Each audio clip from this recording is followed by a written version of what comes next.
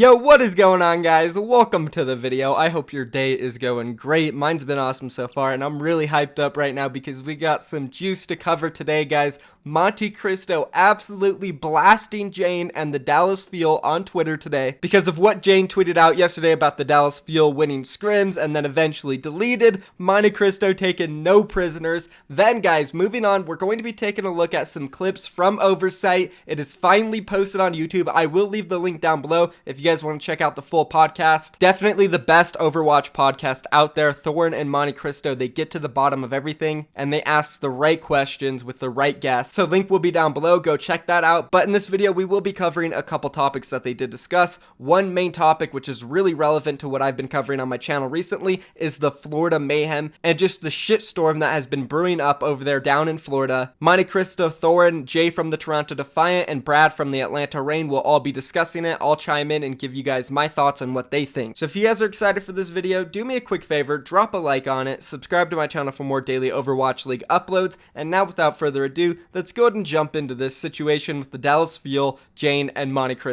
Now, I know I covered it on my video yesterday, and some of you guys already saw that, but for those of you who didn't, I'm going to go ahead and cover it again, but I'm going to put a different spin on it this time now that I've had more time to think about it. And now since we have somebody like Monte responding to it also, it gives more insight on the situation as well. So this all started yesterday when Jayne took to Twitter and he said this: "Every time I see a new power ranking, I just think back to the scrims from the day before and quietly chuckle to myself. This is gonna be an exciting season, smiley face." And well, this is where Jayne went wrong. He shouldn't have tweeted this out. Even if Dallas Fuel scrims are going good, you don't want to say this to the public. And I know some of you guys are gonna be like, it's not that big of a deal, Michael. It really is. When you look at the Dallas Fuel's Season 1 performance, they more than anyone else in the Overwatch League need to go into this season with a low profile, just keeping their head down, minding their own business, and performing as well as they can. Because Season 1 for the Dallas Fuel was a social media shitstorm. Absolute chaos. You guys know it. They were an absolute mess. Remember back to Season 1? How many videos did I make off of the Dallas Fuel drama last season? A ton. And well, guess what? The season hasn't even started already, and I'm making a few about the Dallas Fuel. There's a lot more about the Florida Mayhem, which we will discuss, but there has been a few about the Dallas Fuel already. Effect when he was in Korea, pretty much melting down and blaming his team for not getting his visa and stuff like that, saying they're going to be bad. And now Jayne randomly bragging on Twitter about winning scrim. So thinking about this situation more, I really do feel like the Dallas Fuel, they just need to stay out of the spotlight. Last season, they were in the spotlight way too much, and because of that, the fans expected them to be so good. So much of the community was overranking them, saying they were going to be top 2, top 3 championship contenders, and Dallas Fuel couldn't live up to the expectations. And they folded and collapsed real quick, and that team fell apart, and they were an absolute mess all the way to stage 4. So now that you have a season where people are underrating you and you can be the underdogs, there is a lot less pressure. Why do you go out on Twitter and start saying, "Oh, you guys are all wrong, we're winning scrims, it's hilarious, I'm laughing at it"? That's not what he said word for word, but that's kind of the tone I get from it. He's bragging about them winning scrims. Sure, he can say all he wants, it wasn't a brag and he was just trying to point out that other teams aren't as good or as bad as you think. We all know what it really meant. It meant that, hey, Dallas Fuel's doing really good in scrims right now, so stop rating us really bad.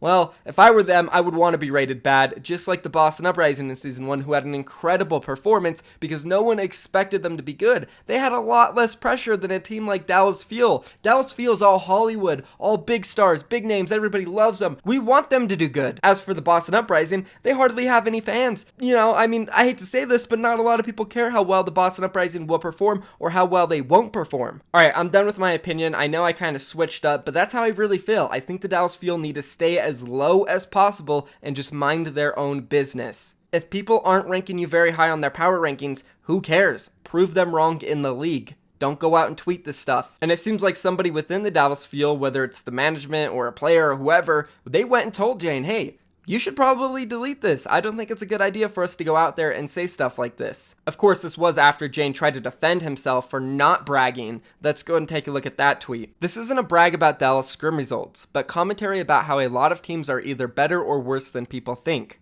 And well, we know how Monte rolls, guys. He's the villain of the Overwatch League. He tweeted this out in response to Jayne and the Dallas Fuel. Every time I see a new guy to esports counting scrim bucks, I just think back to years of scrims before and quietly chuckle to myself. This is going to be an exciting season, smiley face. Monte Cristo coming straight for Jayne's neck. But he is right, Jayne does look a little foolish here trying to brag about scrim results when he's never been a part of the league. He's never even been a part of a pro team besides working with Team Canada this most recent year. And I get that's a big deal, but he's still new. He's very inexperienced. He's got a lot to learn, and he doesn't realize that he joined the Dallas Fuel.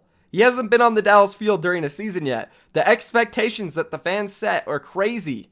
As mentioned earlier, it's going to be an absolute roller coaster ride, and there's a reason why I do have the Dallas Fuel ranked really low on my power rankings. I don't think they're going to be very good. I know, I get it. They do have some individual talent. Unco's great. OG, he's amazing. Their DPS, they're not bad. They have some pieces. RCK might be a good addition, but overall, the Dallas Fuel, I'm already reminiscing on what happened to them during Season 1. The drama is starting up. Effect, he already had his blunder. Now Jayne, one of their new coaches, is going out on Twitter saying stuff like this.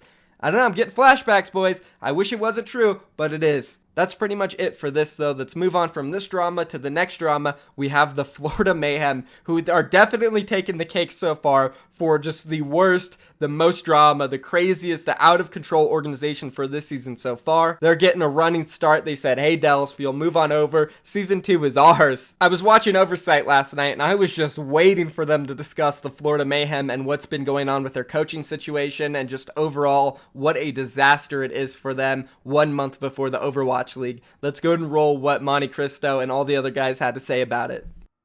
Except that guy from Florida Mayhem, who they were doing that. They were like, listen, we're going to ride with you on this one. Like, we believe in your vision. Actually, just get him out of it. Actually, just get him out the fucking door now, like 1 second before the Overwatch League began. That's kind of crazy. That was a bit rough, wasn't it? It's like, come on, surely you could have made this decision in the massive off-season which you start and let the guy find another team.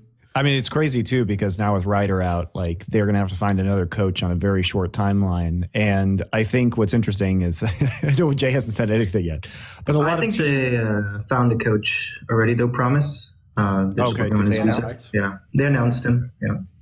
But anyway, back to what let's do that topic, though. Yeah, we will. Hold on. Back to what I was saying, though, is that about the Florida thing, I know we got sort of off topic, but about the Florida thing, why I find that weird is because a lot of teams were using either the tryout periods or like Jay had done, where they were scrimming for like a month or so before Christmas, before many teams took a break. Many teams were using that period because now everybody knew that there was going to be a new patch. So the teams knew that they weren't going to be playing on that patch for Overwatch League. So a lot of them were like trying to fix their comms or trying to institute coaching structures as opposed to really focusing on strategy in particular. And so why I find it weird that Florida would get rid of their coach now is because you definitely wanted to do that before so that you would come in to this period of time looking specifically at strategy rather than trying to shore up your comms or anything like that. And so a lot of, especially the established teams, were already doing that. But maybe I think it comes down to, and this is pure speculation on my part, so I apologize in advance. That's what this show's all about. Go ahead. But I would imagine that, Florida doesn't have the best brand among players, right? From season 1. And nor does it among staff. So, in a you have a team that is basically mostly Korean. And then you have every expansion team in the world, plus existing teams fighting over Korean coaches, players, whatever. And, you're a Korean coach, you are fluent in Korean and you have some English skills and you're like accomplished and you're getting offers from 4 different teams. Is Florida at the top of your list? Probably not. You know what I mean? So sure. They were probably hoping that they could make it work with whatever they got, and somewhere along the way here, I can only assume, that something's just not working out for them. It's not doesn't seem like it's clicking, and so they make a last minute change, and sure. Maybe it's late, but if it's not working, then it's not working. I don't know the whole dynamic. You know what I mean? Like, who knows why they're doing what they're doing? Who knows anything? Philosophers would say, can we even know? Epistemology, it's an interesting field, but not one for this podcast, unfortunately. So let's just speculate for now. I can only assume that they've been losing scrims and they want to point the finger at someone. Whether they're pointing at the right guy or not, who knows?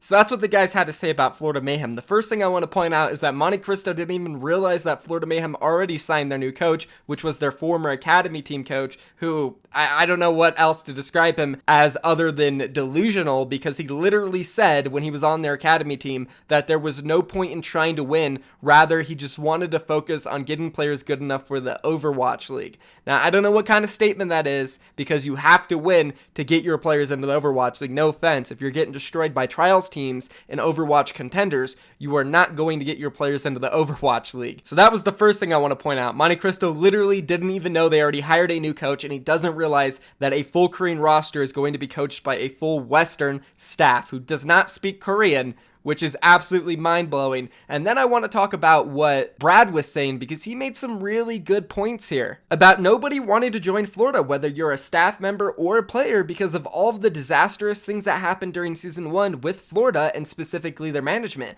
like them making one of their players drive a bus an hour away every single day twice to get to the practice range and back home. And also all the other crap, only signing 6 players, not giving them any subs, only signing them 1 coach throughout the entire season, not having a translator when you have a couple of Korean players on your roster. Like, there's so many things that the Florida Mayhem management did wrong during Season 1 that would make players or coaches scared to go work there. I'd honestly rather stay in Contenders if I have a decent job with like the Philadelphia Fusion University or the LA Gladiators Legion. If you guys are doing good in Contenders and you can perform next season and put up good results, then you'll get scouted by a better Overwatch League team than Florida Mayhem. As long as the pay isn't that big of a jump, like if you don't need the money really bad, then it would be more smart to stay with a team like the Gladiators Legion and wait for an opportunity on an Overwatch League team that is not the Florida Mayhem, who has been clearly starving their team since day one, just looking for ways to save money and not caring about the actual results. And now going into the Overwatch League, as Brad said, they're probably losing a ton of scrims, getting wrecked, and they want to blame somebody, they want to get rid of someone, so they get rid of Ryder, who had a bad history with the team already and probably shouldn't be on the roster.